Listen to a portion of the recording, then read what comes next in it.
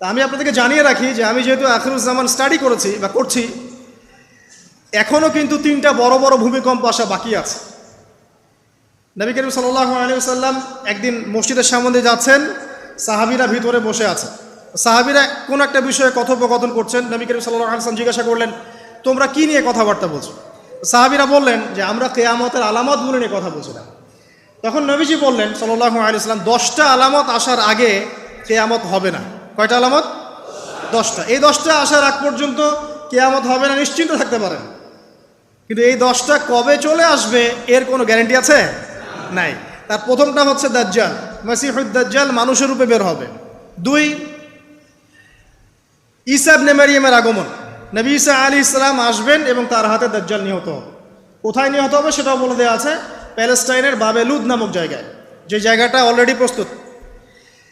3 number হচ্ছে দাব্বাতুল আরদ, জমিন থেকে একটা অদ্ভুত প্রাণী বের হবে যে মানুষের সাথে কথাবার্তা বলবে।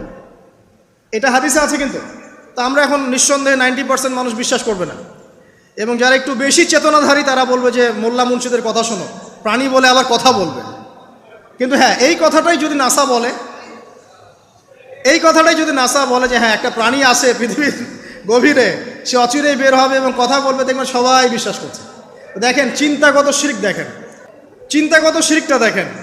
যখন আমরা ওইসব মিডিয়া থেকে কোনো কথা আসে আমরা নিশ্চিন্তে নির্দ্বিধায় বিশ্বাস করি।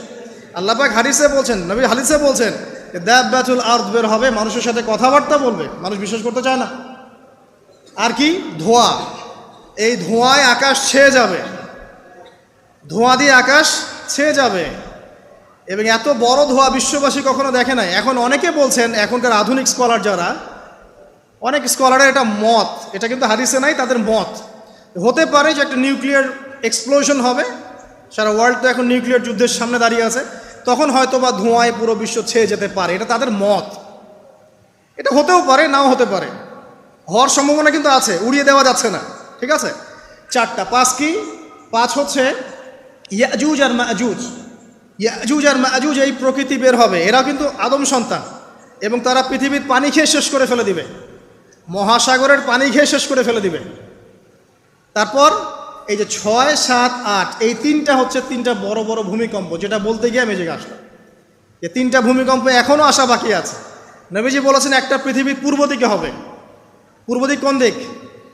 এই যে Indonesia, Malaysia, Bangladesh, Pakistan, Myanmar, আপনার শ্রীলঙ্কা, এই পুরো কন্টিনেন্ট পূর্ব দিক, পৃথিবীর পূর্ব দিক। কোন কান্ট্রি এটা তো বলা হয় নাই, পূর্ব দিক বলা হয়েছে। এবং এখানে ভূমিকম্প বলা হচ্ছে না, বলা হচ্ছে ভূমি ধসে যাবে, মানে পুরো ভূমিটা নিচে চলে যাবে।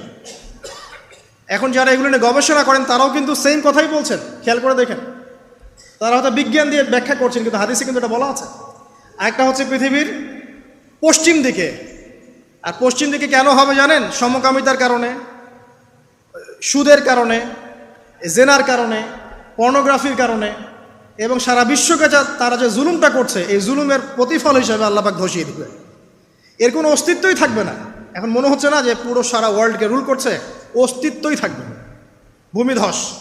আরেকটা হচ্ছে পৃথিবীর মাঝখানে কারা আছে বলেন?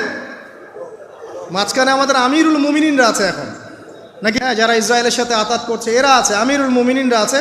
তো সেখানেও একটা ফিতনা অপেক্ষা করতে থাকেন। তো এই কথাটা বলতে গিয়ে আমি এখানে এসেছি। পৃথিবীতে কিন্তু এখনও 3টা বড় বড় ভূমিকম্প বাকি আছে। আর সর্বশেষ আলামত হচ্ছে ইয়েমেন থেকে একটা আগুন বের হবে, বিশাল আগুন। এই আগুনটা মানব জাতিকে হাসরের মাঠের দিকে তাড়িয়ে নিয়ে যাবে। এই 10টা আলামত না আসা পর্যন্ত কিয়ামত হবে না। অতএব আপনি এখন রিল্যাক্সে নাকে তেল দিয়ে ঘুমান, নাকি ভাই? এই 10টা আলামত না আসা পর্যন্ত কিয়ামত হচ্ছে না। তবে